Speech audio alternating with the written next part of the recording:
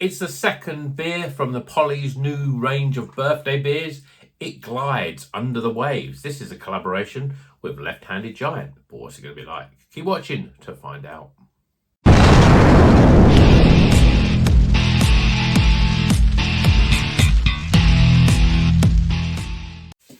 Welcome back to Rocker's Beer Review. Today we're going to Polly's and Left-Handed Giant. This is the second of my beers from Polly's in their 6th anniversary collaboration.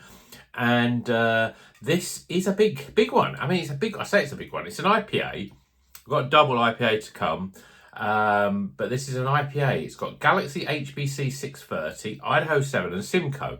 7.6%. That is, I don't think I've had an IPA or something that's classed an IPA with that high an ABV. Usually you get up to 7, maybe 7.2. I think I might have had the odd 7.4, but it's not 7.6s. I've even had ones that are classified as double IPAs that are 7.5%. So this is pretty close to being a double IPA. So I'm looking forward to it. And let's say the hops, as I say, Galaxy, forget that. Galaxy, HBC 630, Idaho 7 and Simcoe. 4 hops. An interesting selection of hops. Galaxy, Idaho 7, Simcoe. HBC 630, I'm not sure what that is. I recently did the Cloudwater, which was 586. Or 6, again, these numbers, forget them. But it wasn't that one, so this is a different one. Yeah, so let's crack it open, get it in the glass and see what it's all about. The IPA that I had, which was the Hidden Talents one, which was with Uncharted Brewery, that was very, very good. So I'm hoping this is going to be equally as good. I mean, IPAs from Polly's usually are great. Left-Handed Giant, yeah, I've had a few good IPAs from them as well. Beer in a glass, looks pretty good. Perfectly yellowy custard golden colour. We've got literally a finger of head. A little bit sort of off white. I wouldn't even say white, more beige sort of coloured, but fairly sort of compacted, although with some loose bubbles at the top there. But in the Polly's glass, it looks pretty damn good. And I'm already getting some of the aromas, so let's dive into what they are.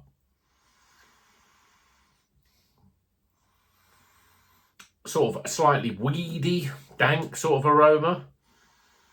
I'm picking up grapefruit, and there's a real earthiness to this beer. I'm always thinking Simcoe brings that earthiness. Yeah, there's a sort of, I always think when I see Idaho 7, that sort of almost like, it is like a sort of black tea aroma, which is a weird one in a juicy sort of beer.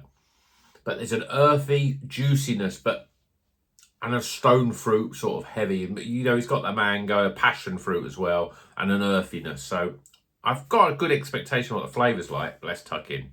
Cheers, everyone.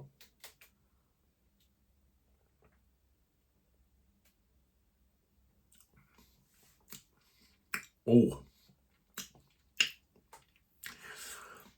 that's a little bit different. You can tell it's 7.6.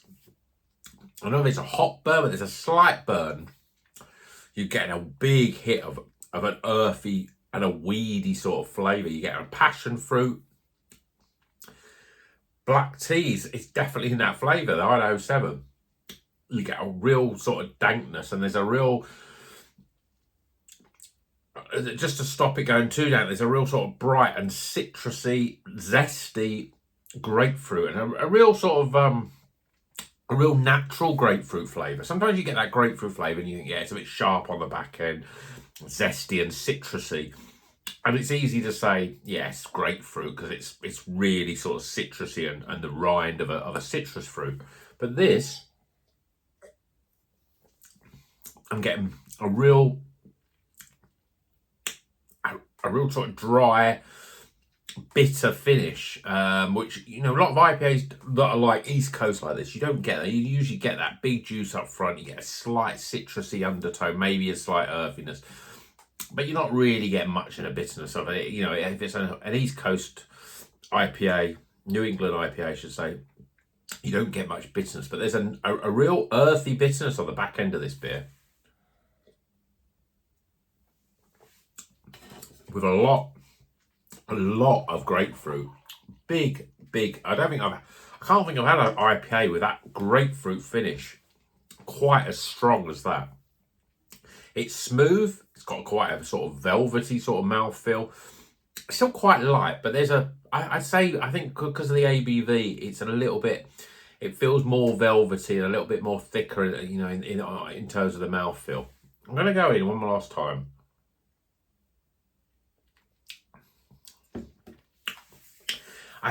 It's one of those sort of beers that is quite different than a lot of New Englands I've had very recently that have been great.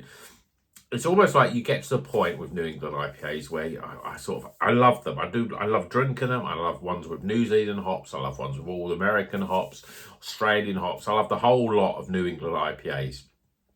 Sometimes you can get this point where you think, oh God, I've had 100. They can be similar, especially if you're drinking good ones, like from the likes of your Polly's and Short Shots, Azves, all the normal suspects, Cloudwater's, Track. But this is a little bit different. Yes, you're getting that little bit of juice up front, but there's a real weedy dankness in this beer, and that real sharpness of grapefruit, which gives a real bitter finish. And I don't think many New England IPAs have that bitter finish. Certainly, you know, you see me hold up beers like this on the channel all the time that look very similar, but this has got a different flavour than a lot of them. It's weedy, it's dank, it's got that sort of real sharpness of flavour. Yes, there's mango and passion fruit, but straight away you're getting that grapefruit. It's introduced quite quickly. And then that sort of mellows into an earthy sort of bitter backbone, really. But the flavour you're left in your mouth is that sort of a very sharp grapefruit flavour. And I quite like it. It's not one of those sort of beers that I think, oh, I can have a couple of those. It's quite strong in its flavour. So it's quite hop forward. 7.6%. That's a pretty strong IPA. Well, it's a very strong IPA. It's a strong beer. You know, it's close to being a double IPA. You know, I've had double IPAs that don't have that flavour and that sort of that lasting flavour. That's the thing with this beer, is that you drink it. A lot of times you drink it, it's like, oh yeah, lots of juice. It's flavoursome, but the flavour washes away and it makes you want to keep drinking it. And it makes it a very easy to drink beer, even if it's, you know, 6.5%. But with this beer, I'm sitting here now and I can still taste it in the back of my mouth. It's still, the flavour is a lingering sort of bitterness on the back end. And I think a lot of people will find that quite interesting and not very pleasant. But there'll be others that will go, oh, it's really drying out my throat. There's that bitterness in there that I'm not used to for drinking IPAs. But this is slightly different, and I think I like it. Yeah, I think I like it because there's lots of elements of New England IPA, but it does something slightly different. I don't know if that's the hops. I don't think so. I mean, it's not as if there's something different with the hops. Simcoe is that sort of hop that I always think you get grapefruit, you get earthiness. It's the, I don't know how, when you see beers that are listed. I mean, this is a question from the viewers out there. When you see beers listed and it's got the hops and it says Galaxy, HBC 630, Idaho 7 and Simcoe, are they rated? They're obviously not ranked by their no, I say that they are ranked by their alphabetical order, but are they always put together by their alphabetical order? As I look at the as I look at Hidden Talents, this one. So for Amarillo, Cascade, Nelson, Sorvin, Strata, you think, oh, well, that's all alphabetical order. But then it's got Raquel, which is obviously R, so that should come before the Strata. So are these listed normally in the amount of hops in them? So if it's the first hop Galaxy, does that mean there's more Galaxy hops than HBC 630, and Simcoe has got the least hops out of them? I don't know. Is there a rule of thumb? Let me know in the comments if you know any answers to that. But for me, this has got more Idaho 7 than Simcoe. And again, with these experimental hops, it's difficult to know what they bring. But there's a lot of grapefruit, there's a lot of earthiness, there's passion fruit, and there's mango. They're the flavours. But if you like beer with a nice bitter finish, and you like that rind of grapefruit, that real grapefruit flavour, then you'll really love this beer. I think it's a well put together beer. It's complex, it's different, and I like it. So let's get some scores.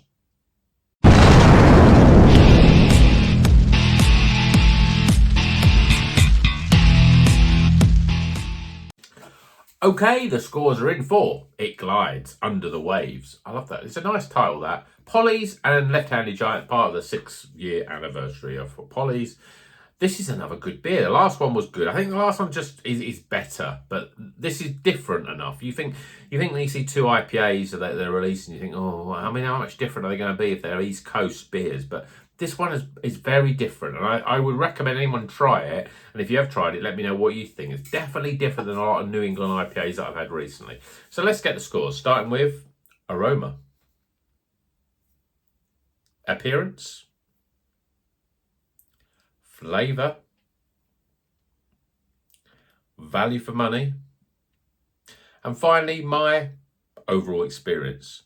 Tighten the scores up, we just get close. It's a recommended beer, but it's right at the high level. It's close to being a recommended.